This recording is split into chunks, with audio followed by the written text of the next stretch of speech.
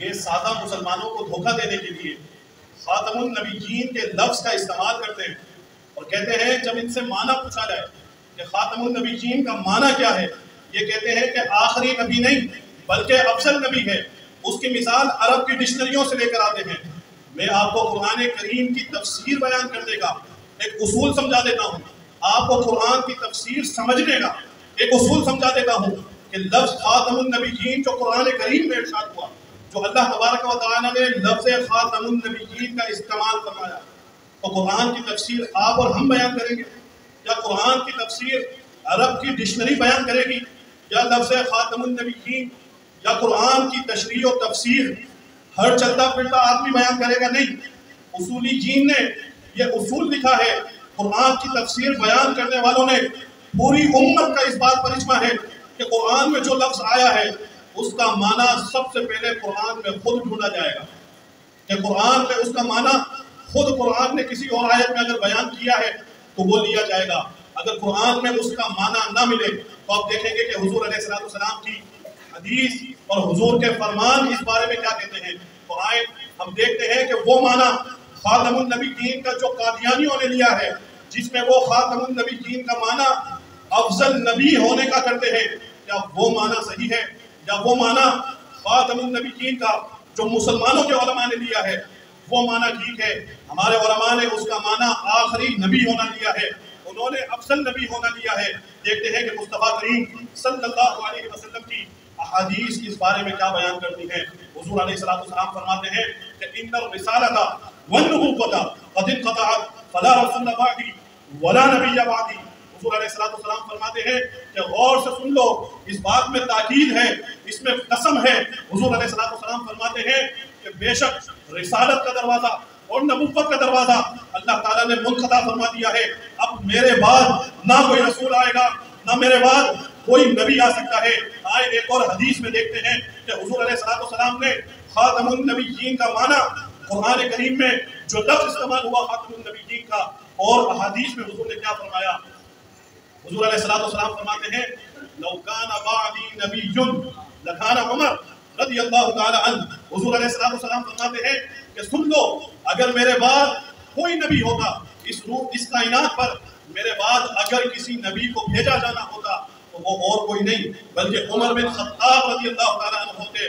لیکن سن لو، لا نبی بعدی، میرے بعد کوئی نبی نہیں آئے گا۔ یہاں درس نظامی کے علماء بھی بیٹھے ہیں، یہاں پر جو ہے فارغ التحصیل بھی بیٹھے ہیں، اسٹوڈنٹ بھی بیٹھے ہیں۔ یہ جو لا نبی ہے نا، لا یہ لا نفی جنس ہے کہ اب نہ کوئی نبی آ سکتا ہے، کوئی نبی کا نائب بھی نہیں آ سکتا، کوئی سلی نبی نہیں آ سکتا، کوئی بروزی نبی نہیں آ سکتا۔ یعنی نبوت میں جتنے ابواب ہیں، نبوت کے جتنے درجات ہیں، اس میں کوئی بھی نبی اب نہیں آ سکتا۔ آپ شمائل میں بھی ذکر کی ہے، امام نووی نے اپنی 40 میں بھی ذکر کی ہے، اور آپ نے ترمذی شریف میں پورا ایک باب باندھا ہے۔ کیا حدیث ہے؟ باب باندھا ہے کہ حضور کو خواب میں دیکھنے کے بارے میں جو احادیث ہے نا، وہ امام ترمذی نے ذکر کی ہے۔ امام ترمذی فرماتے ہیں کہ حضور علیہ السلام کا فرمان ہے من رآنی فی المنام فقد رآنی، کہ جس نے خواب میں میری زیارت کی، حضور فرماتے ہیں اس نے مجھ ہی کو دیکھا۔ فإن الشیطان لا يتمثل بی، اور ایک حدیث میں ہے لا يتشبہ بی۔ حضور فرماتے ہیں کہ جس نے خواب میں میری زیارت کی اس نے مجھ ہی کو دیکھا، کیونکہ شیطان میری مثل بن کر کسی کے خواب میں بھی نہیں آ سکتا، میری صورت لے کر بھی کسی کے خواب میں نہیں آ سکتا۔ اور وہاں حضور فرماتے ہیں کہ میرے بعد اب کوئی نبی نہیں آ سکتا، میرے بعد علی بھی نبی نہیں ہو سکتے۔ علی میرے بھائی تو ہو سکتے ہیں، عثمان میرے رفیق میرے دوست تو ہو سکتے ہیں، اگر میرا بیٹا زندہ ہوتا تو نبی ہوتا، لیکن زندہ ہی نہیں ہے۔ میرے بعد میرا بیٹا بھی نبی نہیں ہو سکتا، میرے بعد عمر بن خطاب بھی نبی نہیں ہو سکتے، میرے بعد صدیق اکبر بھی نبی نہیں ہو سکتے۔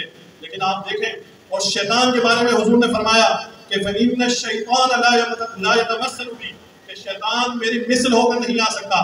یعنی جو باطنی، جو شیطانی قوتوں میں سب سے اعلیٰ قوت ہے وہ شیطان ہے، اللہ نے اسے ہر اختیار دیا ہے، لیکن مصطفیٰ کریم صلی اللہ علیہ وسلم کی مثل ہو کر، حضور کی شبیہ بن کر کسی کے خواب میں بھی آنے کی قوت اسے نہیں دی گئی۔ لیکن یہ مرزا قادیانی جو قادیان کا دجال ہے، ختم نبوت کا منکر ہے، نبوت کا دعوے دار ہے، یہ چلتے پھرتے اپنی کتابوں میں کہتا تھا کہ میں نبی ہوں، میں محمد ہوں، اور قرآن میں جہاں پر بھی اس کا معنی یہ کہ یہ بدبخت شیطان سے بھی بدتر ہے، یہ بدبخت شیطان سے بھی زیادہ بدلائق ہے، بدبخت ہے اور کمینہ ہے، دجال ہے، کذاب ہے۔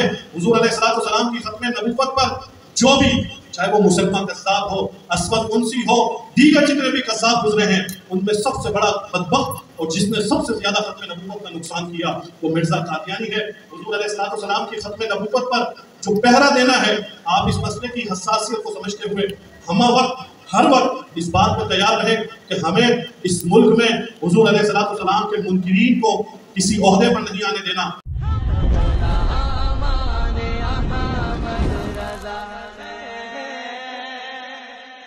کوئی بھی ہم سے جیتا نہیں ہے۔